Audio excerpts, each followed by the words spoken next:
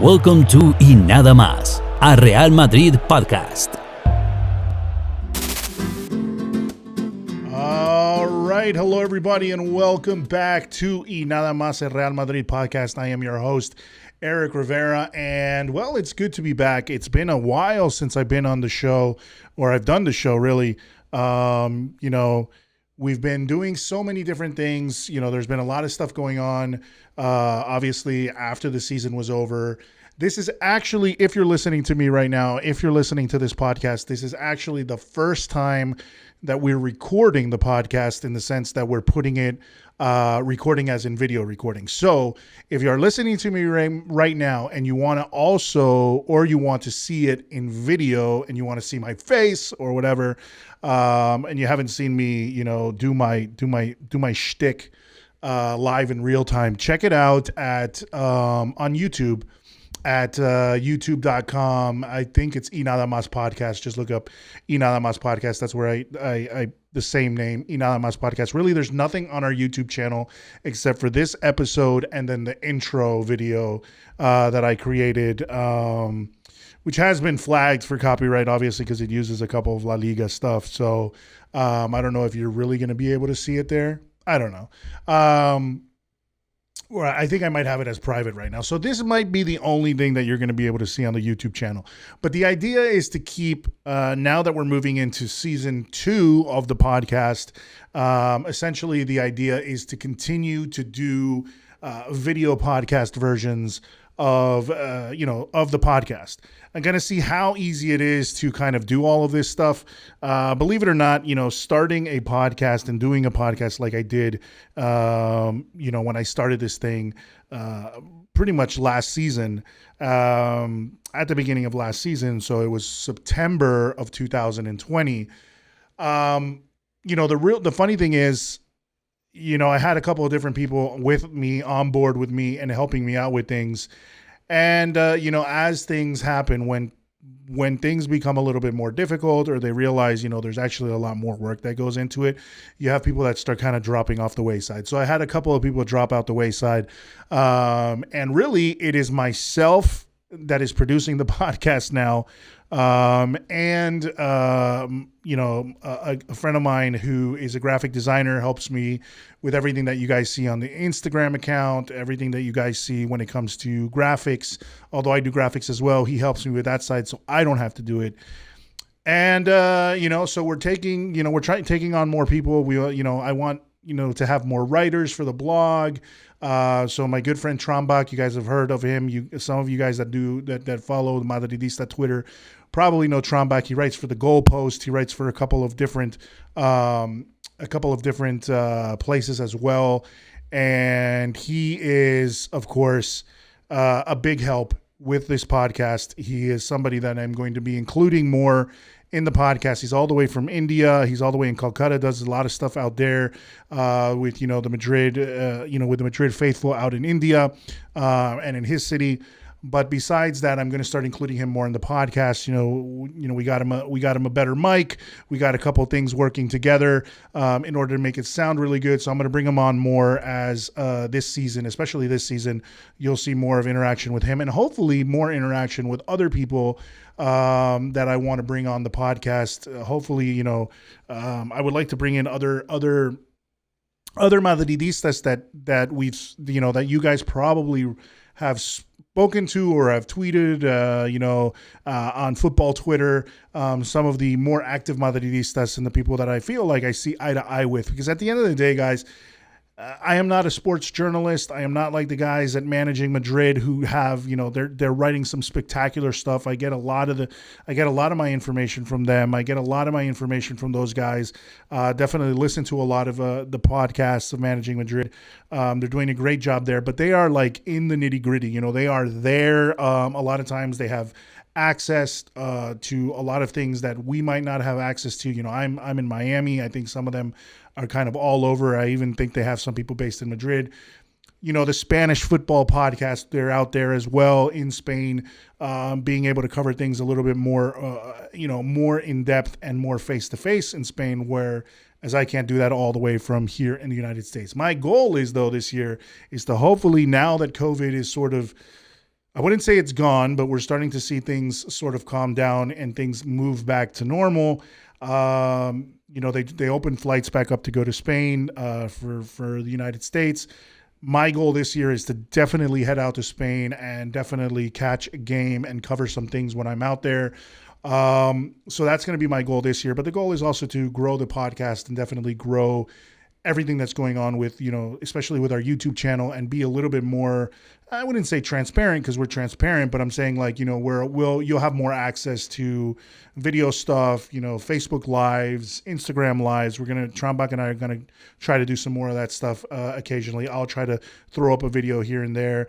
I'm also looking to jump back on with my good friend Jota Real Madrid, who's going to be doing Real Madrid hub stuff that he's still doing it. And I'm going to jump back on there and do some audio stuff.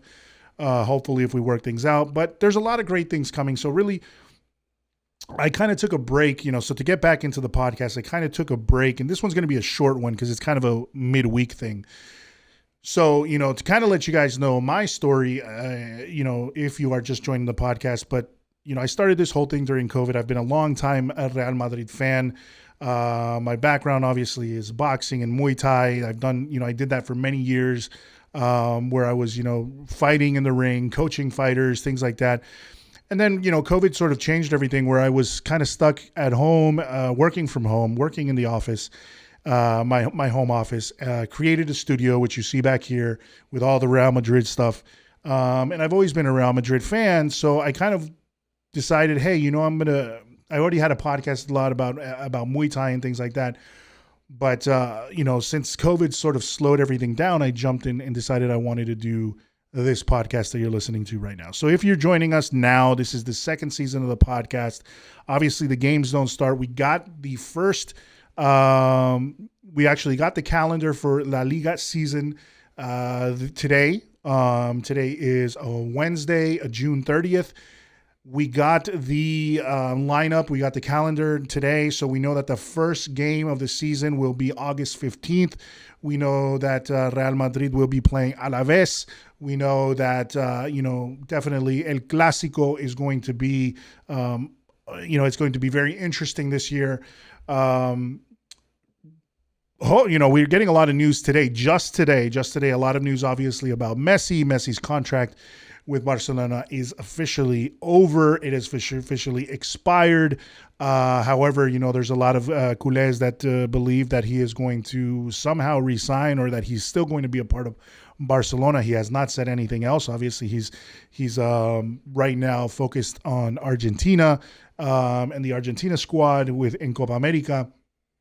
So it's going to be interesting to see what develops from that. Obviously, we have other developments in the sense that which was really sad to me, and I'll get into that in a second, which is we're not going to see Sergio Ramos. So that iconic picture that we had of El Clásico from a couple of years ago where Messi and Ramos kind of clash heads, or they butted forehead to forehead, that famous picture of El Clásico that kind of was used and reused over and over again of those two guys.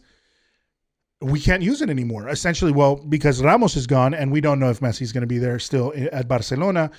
So this year's Clásico is going to be very interesting. We're going to have to see what is going to happen with it. What is going to happen? Who are going to be the major players in Barcelona, in Real Madrid? There's a lot of information flying around. Obviously, with the Euros going on, there were a lot of players that are sort of waiting until the Euros were ending or finishing to make their final decisions about whether they were going to stay with Real Madrid or not. Such as Varane. We're still waiting on, what's going to happen with Varane. We do know he's wanted to leave. We have to see how Eden Hazard is going to continue to perform with Belgium, although he is already injured and probably will not feature in the Italy game. Courtois is still looking as solid as ever. They're still in there. Toni Kroos looked, besides Germany being sort of not the German team anymore, I think Toni Kroos is really the best of what Germany has to offer at this point.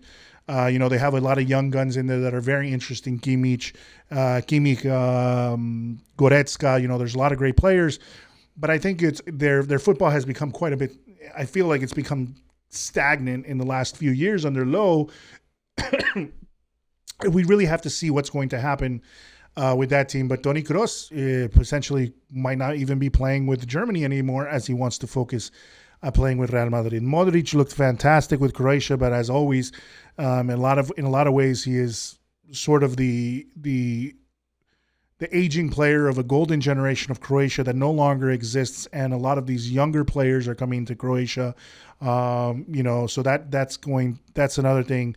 We're sort of seeing this era that is changing. It was great to see Cristiano Ronaldo scoring goals, but at the same time, it was amazing to me to see, a Portugal team that is so stacked with talent still looks so sort of bland, But this has been a strange Euro Cup in a lot of ways because, France looked great up until they met Hungary, and then you can kind of see that there was some issues there. And then they sort of fell flat. Mbappe did not look, at his best. He failed. He missed the last penalty. But there's been a lot of things, going around, obviously, of Mbappe and how he cost France the game, which I don't really think. I mean, they went to penalties. They kind of let the game escape them when they were up 3-1, which was much like Spain did when they were up 3-1 versus Croatia, although they were able to pull it out in the end. But France let it slip away, and this Euro has just been very up and down. I think, COVID, that last season of so many games, such a compressed calendar, really affected all the players, all the nations, and we're seeing that even in the international scene. So it's kind of interesting. It will be interesting to see, especially for me, now that the last season was crazy, and I use that word a lot because of the compressed season. The loss of so many players due to injury for Real Madrid. It was just up and down. There was drama everywhere. The Sergio Ramos renewal, which, at the end did not happen. All the injuries, the COVID situation, Zidane's issue with, Zidane's, I guess, underlying issues there with the board that eventually saw him leave the club as well. So there's a lot of different things going on, and this will be an interesting season to watch as a Madridistas, because I think we are going to see really what the future is going to have in store. What worries me, however, and I think a lot of you are worried as well, is you're seeing movements from Barcelona when they're getting Memphis Depay, Eddie Garcia. They've apparently signed some of these players. It remains to be seen how that's going to work out with the Messi situation. But you're seeing movement from PSG with Jorginho Wijnaldum, looking like they're going to get Ramos, looking like they're also front runners or interested in getting Varane if we let him go. They've got Ashraf Hakimi. They essentially want to play. They essentially are so hungry to win that Champions League that they are going to throw everything at it. That seems like what they want. And I don't see much movement from Real Madrid, which worries me in the sense that it seems like our only focus is Mbappe, which if we're talking about news, the big step was made today where Mbappe has come out after his participation in the Euro Cup and has said that he will not renew his contract with PSG, and he will wait until his contract ends and will leave in 2022, which obviously, with how expensive and how valuable a player he is, there is no way that PSG is going to let him go on as a free transfer in 2022. So does this put the ball in Madrid's court to finally get Mbappe? What is Al Khalifi going to do? The owner of PSG, what is the manager of PSG? The president of PSG. What is he going to do to keep Mbappe? We already know that it seems he's kind of come out with a lot of words that seem, in a lot of ways, it seems like he wants to keep the guy there. He wants to keep the guy there almost by force and will not let him leave. We have to see what's going to happen because it seems like Mbappe at this point does not want to be at PSG anymore and is doing everything he can within his, with his power to sort of force the move somewhere. But we all know it seems like it's going to be Real Madrid. There's obviously a lot of us were very happy to see him work together with Karim Benzema. And it's going to be interesting if we do get Mbappe and we've signed David Alaba and we keep Varane and we, with the guys that we have like Militao, Ferland Mendy, with Odegaard coming back, which we already know that he will be coming back because Ancelotti has asked for him to be returned. If Hazard can remain fit, that is a very, very interesting team. Will they be world beaters? I don't know. I mean, honestly, I feel like we pounded and pounded and pounded on Madrid when it came to last year's performances. But at the same time, I think a lot of Madridistas did not look at the bigger picture, was where there was a lot of injury. There was a lot of, there was a lot of drama. There was the COVID situation. Zidane, was trying to do the best that he could with what he had. And essentially, that's what we got. We got the best version of Madrid that we could possibly get. My question to all of you is, what could we possibly see from Real Madrid if they were all healthy? If all our players were healthy and really playing well? What will we be able to see from Real Madrid? We saw at the end of the season a very, very the prospect that is Eder Militao and how strong of a defensive player he is going to be. How important Nacho is to this team, how important Carvajal is to the team, but also how important Lucas Vázquez is to the team. Even though I, slammed the guy, how important he is, and how well he performed on that left flank throughout this entire year. The right flank throughout this entire year. Ferland Mendy has been strong, but he's obviously not good attacking. He is a much better player when it comes to straight defending.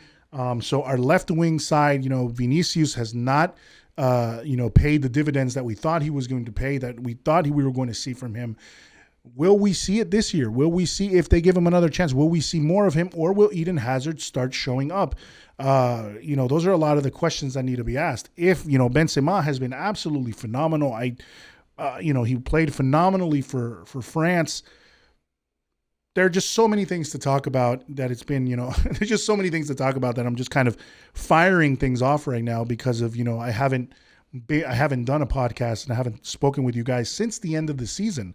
And I kind of just dropped the mic after, the last game of the season because I hoped and prayed that we would come away with the victory. And it was an exciting last day with us getting the result, but then doing our part. And then even Valladolid scoring first, but we didn't get it in the end. So it kind of bummed me out, and then a lot of other things happened in the sense that now I have to really focus on my time when I'm recording these podcasts because I'm back at the office. This room that you see here, this studio that me and my friends built when we started this podcast. This became sort of my office for the entire time that I was working from home. For an entire year and a half, I was working from this office.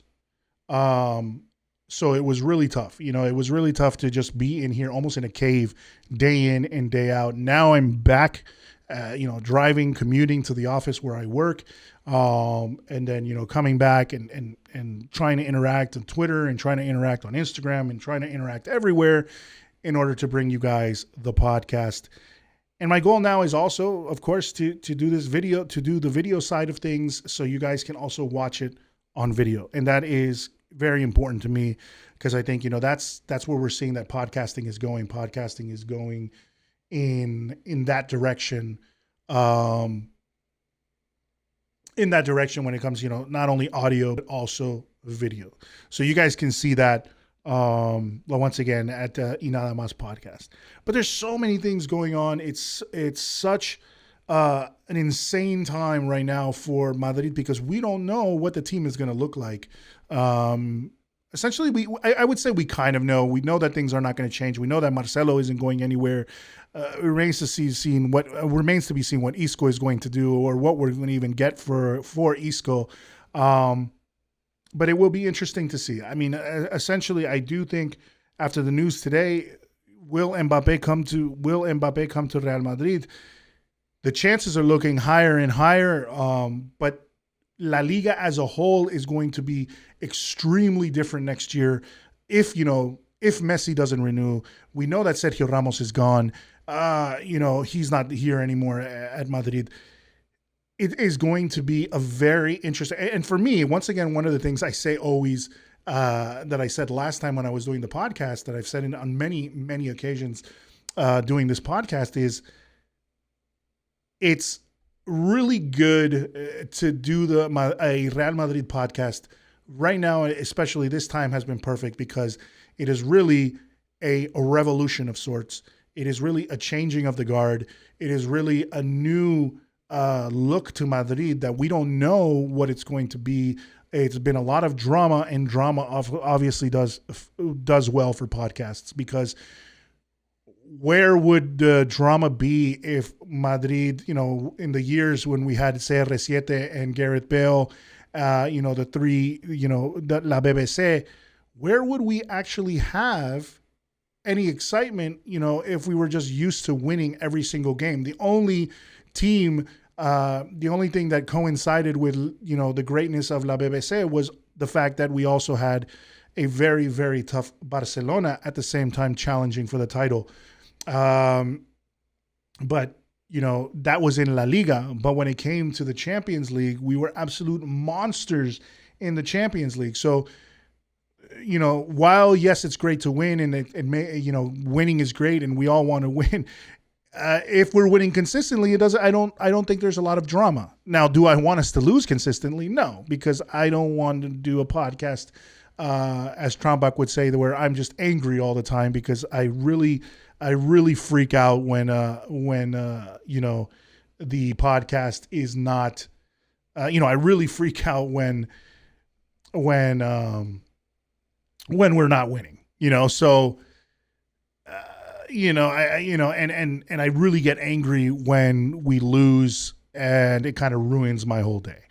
So, with that said, this is a great time, again, another season where it's going to be awesome to do this podcast. Because Madrid is always going to bring its sort of drama, but football is going to bring its sort of drama. There's a lot of all this stuff that's going on, obviously, with La Superliga and with the evolution. Obviously, Superliga didn't happen, but it did affect in some way what we're seeing with the movements of UEFA and what they want to do in the future for the Champions League. We're seeing a different setup for the Champions League. We're seeing that they've done away with the away goal. The away goal situation, the away goal rule. So what is that going to bring to the table? How is that going to affect things? So really, it's a very revolutionary period and evolutionary period for football, seeing where things are going to go from here. So with all that said, I think, obviously there's been a lot of news, especially, today in El Chiringuito and in all over, it was about Messi. Messi's, his contract ending, what is going to happen with that. Obviously, we're in the middle of the Euros, the Euro Cup, which has been a crazy Euro Cup with all the big, favorites, the teams with all the names on them, essentially kind of dropping out. The teams that were people least expected to win are winning. We have really some player. We have some teams like Denmark, Czech Republic, Ukraine. That nobody would have expected to be in there at this time. Italy is sort of in some ways has been seen, I think, one of the strongest teams at this point. England is there. England has defeated Germany. They got rid of their curse. Spain, who's obviously been hated on by many Madridistas for Luis Enrique, and who I, personally don't want them to win simply because I do not like Luis Enrique. And I'm sorry to all my Spanish friends, because as much as I love, Spain, and as much as I love the Spanish team, I can't stand that guy. And really, I would like to see him fail. Not the team, but him. And so really, one of my best friends is from Denmark, so I like seeing what they've kind of turned around. Obviously, it was a sad situation with Christian Eriksen, but seeing how they've sort of used that whole feeling, everything that kind of happened in the beginning, and then losing that game, and then losing their next game, and then squeaking out of the group, and now starting to look really, really well. Will this be a repeat of that their Cinderella story in the Euros? I believe it was what was that? Was it 90, 98, 96? I mean, I forgot which one it was that they won, but it was in the 90s. With the Laudrups. So will they be able to do that? I have a good friend that's from Denmark. He's going to be, he's in Denmark right now, to just left to go watch the games and things like that. So it's going to be very interesting, and I'm kind of rooting for them because they are the major underdog. Definitely Belgium, because I would love to see Eden Hazard, and Courtois walk away with the trophy. But I'm also a big, big, big Italy fan when it comes to anything Italian culture. So those are my three. There. But the other thing I wanted to talk about really was, I think in a lot of ways, a lot of people have been talking about, and I know it's been beaten to death, but it's the Sergio Ramos situation and the Sergio Ramos story. And I kind of wanted to close this shorter podcast with this. Man, I mean, I just feel like Sergio Ramos, and this is what I'm going to say. I feel like there's part of me that's angry with him. There's part of me, and I think that a lot of my Madridistas might share that. There's part of me that is angry with him for being, well, how they say in Spanish, pesetero. It seems like he wants money. Like the only thing that's concerning him is money. That is the reason why he essentially did not sign with Madrid. He came out at the end, when they did the press conference, and he said that, that at the last minute, he definitely accepted the deal, but that Real Madrid had told him the deal was no longer on the table. I mean, really, to me, that while it seems dirty for Madrid, at the same time, why would Sergio Ramos wait so long to finally make a decision? You were holding out, and you're sitting there holding on to this feeling that you're going to be able, or this, and I think it was him just badly managed by his brother. I feel like his brother crying there in the conference room at the press conference really just showed. I feel like it was more that his brother realized he screwed his own brother's career. Because honestly, that's what I feel like. I feel like Sergio Ramos and René Ramos went to play ball, wanted to play hardball with probably one of the best businessmen in Europe, who is Florentino Perez. And at this point, he wasn't going to break the bank, especially in the times of COVID. He wasn't going to break the bank for Sergio Ramos or break the policy for Sergio Ramos. The policy of not signing, a player that is over 35 or 30, that is over 30 for an extended contract or for more than 1 year. He wasn't going to break that policy for Sergio Ramos. He was going to they were even going to allow, and basically, he told him, here's what, this is, I'm going to give you your salary. And essentially, I'm going to give you a year extension. We love you. We want you to stay here. It's kind of up to you. The ball's in your court. And he held out. And I think at first, the ball was in Sergio Ramos' court because Madrid wasn't doing as well. We didn't know that Militao and Nacho, were going to have such an amazing rest of the season when Ramos got injured.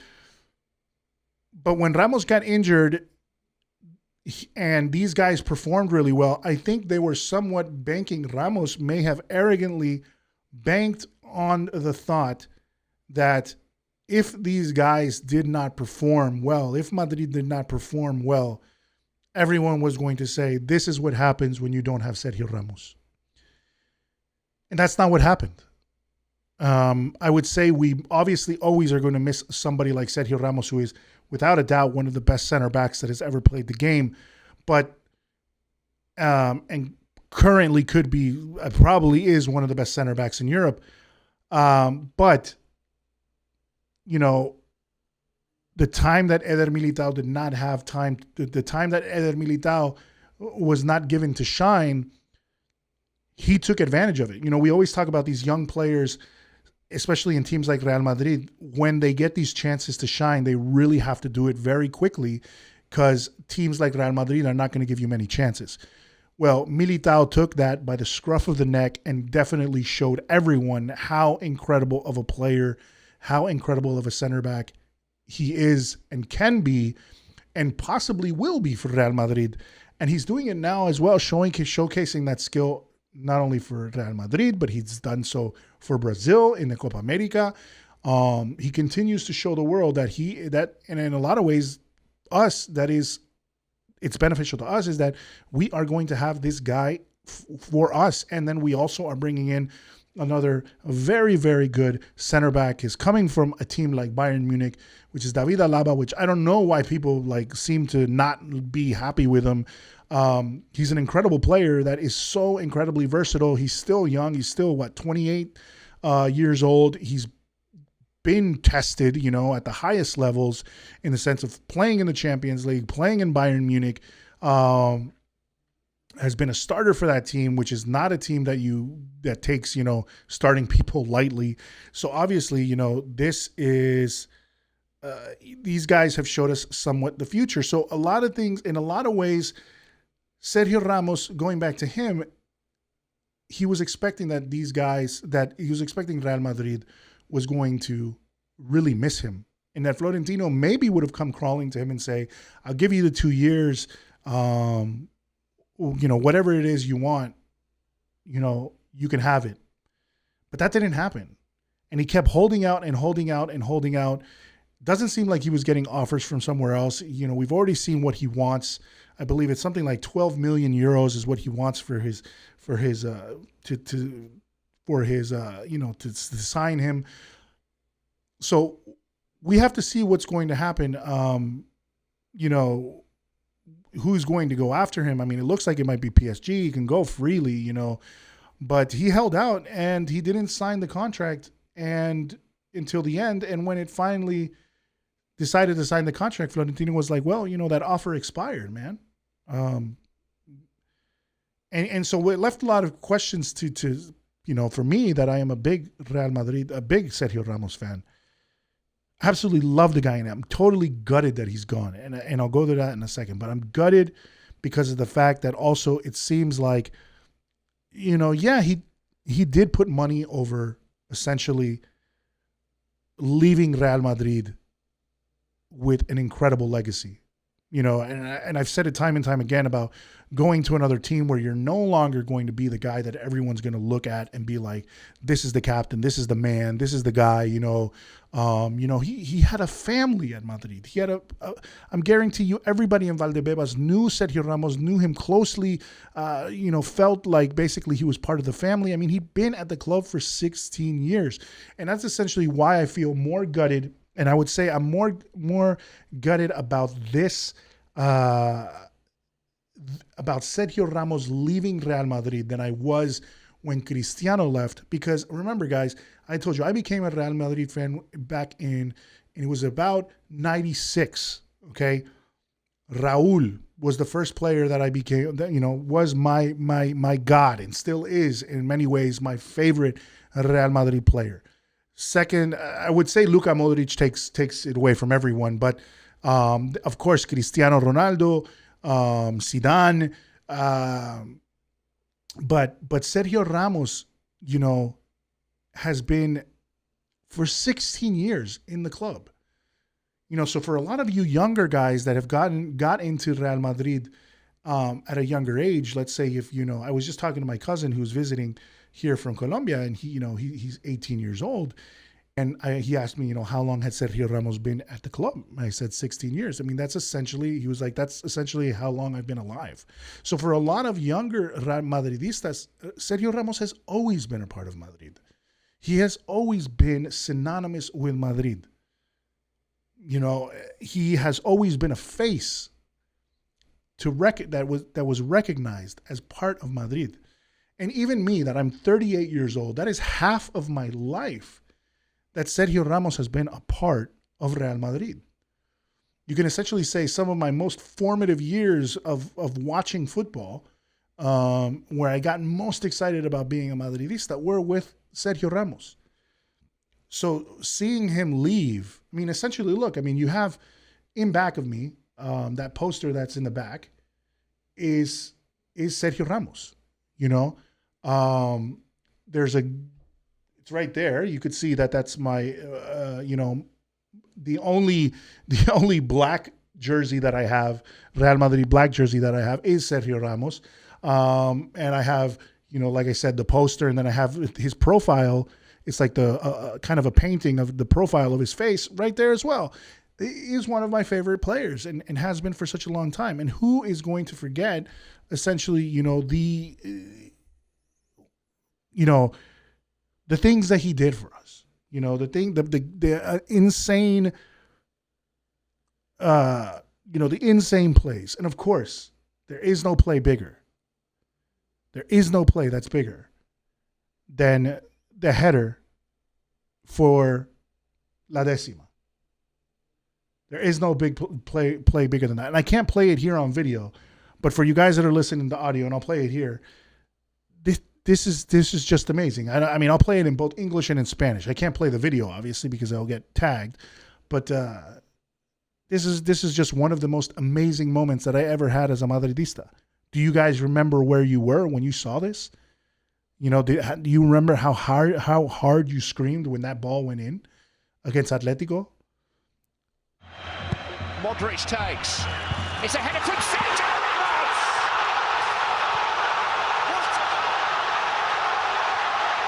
Sensational finish. Sergio Ramos, the hero of the semi-final for Real Madrid, scores a goal in the 93rd minute.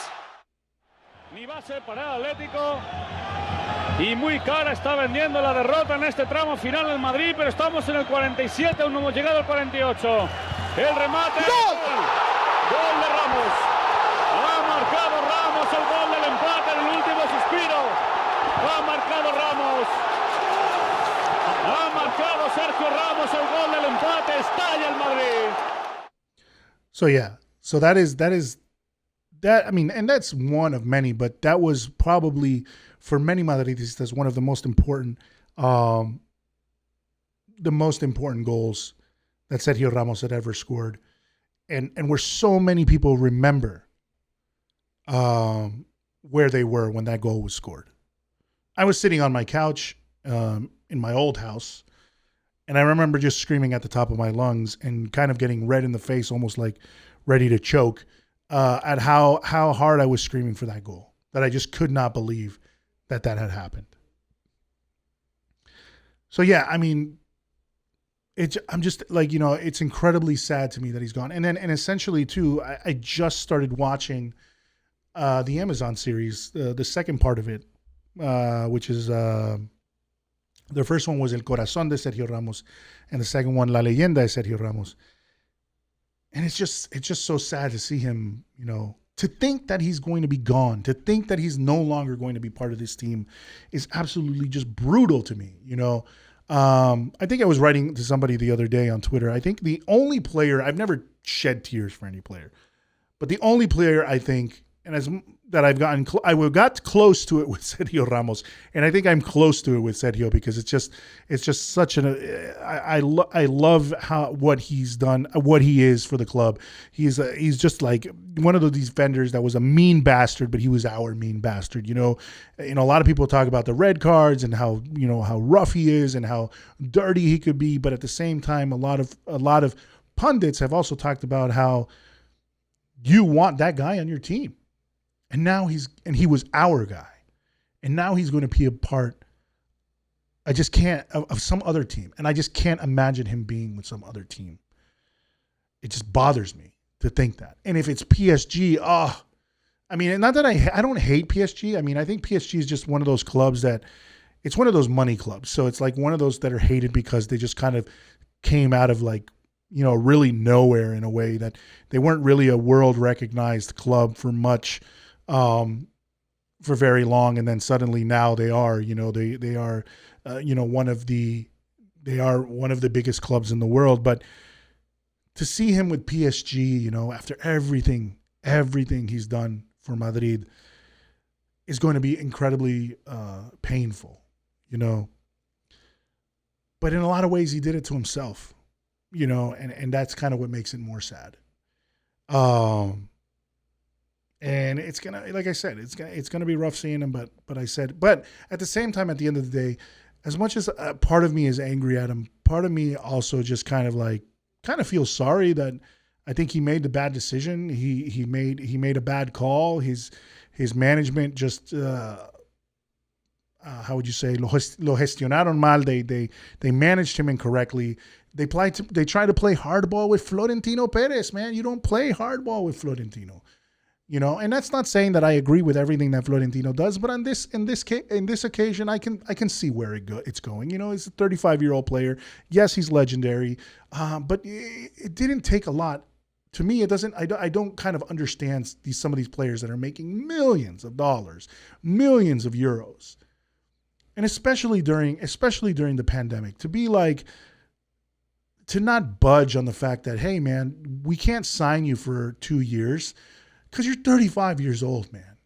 You know, there's young guys up and coming, you know, and you want these guarantees. It's like they want this guaranteed salary, but nothing in life is like that. There is no guarantees, man.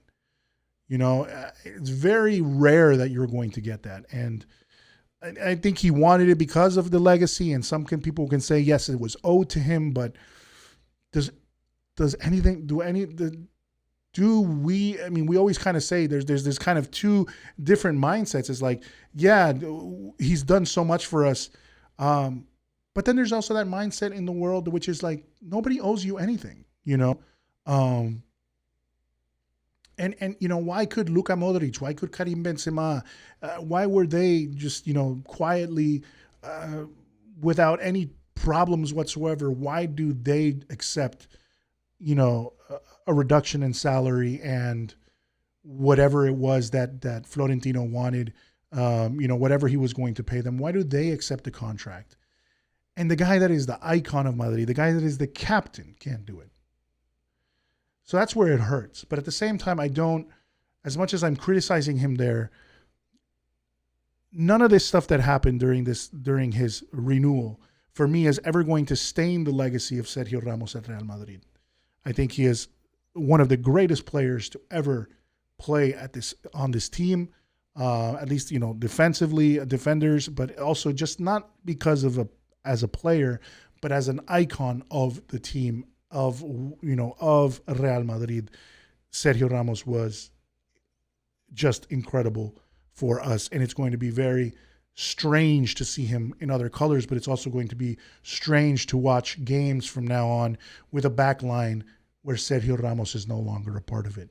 After 16 years, after half of my life watching him play in that back line and be an absolute wall,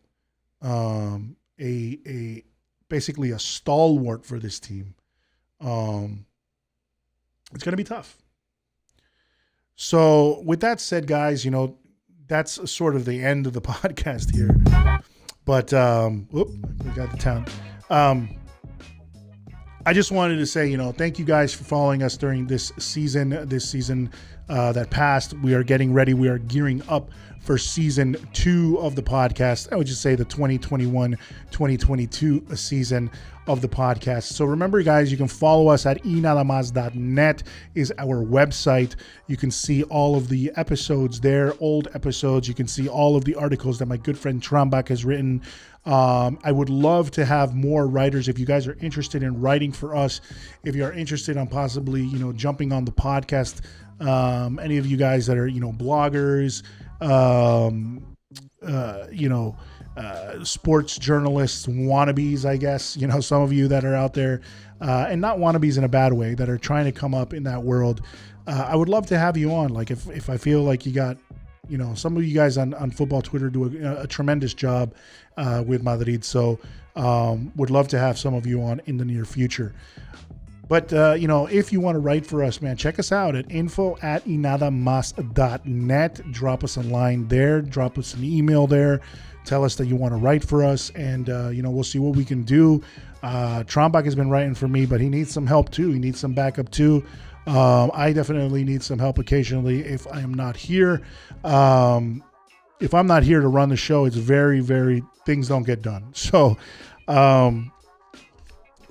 thank you for that. Remember to subscribe to our podcast on Apple Podcasts, on Google Podcasts. We are on Stitcher. We are on Spotify. We are on iHeartRadio app for those of you that live here in the United States. We are on TuneIn. We are pretty much everywhere that podcasts can be found. If you are following us on Apple Podcasts, please, guys, leave a rating. Leave a comment. That helps us rise up in the ranks. I say it time and time again, please leave us a rating and leave us a comment if you can, because that helps us rise up in the ranks on Apple Podcasts, which helps us get more visibility. So thank you for that. Also follow us on Twitter, or follow me on Twitter, because that's where really I'm mostly active, which is @Inadamas Podcast. That's on Twitter. We are on Facebook @Inadamas Podcast, and we are on Instagram @YNM Podcast. So on Instagram is the only one that's different, @YNM Podcast. Even on YouTube, we are @Inadamas Podcast, which is where this video is going to be posted. So check us out there. And we're going to be having all sorts of cool content coming up. So hope to see you guys soon. Hope to talk to you guys soon. This weekend we'll talk. Definitely after the Euro games, I will do a podcast. See if I'll do a video one. I'll try to see if I can hook it up, because it's a little bit longer to get these done. But we're going to keep on bringing you some great content. Thank you for joining us for this podcast, for this episode of the Inadamas Podcast. And we'll talk to you again soon.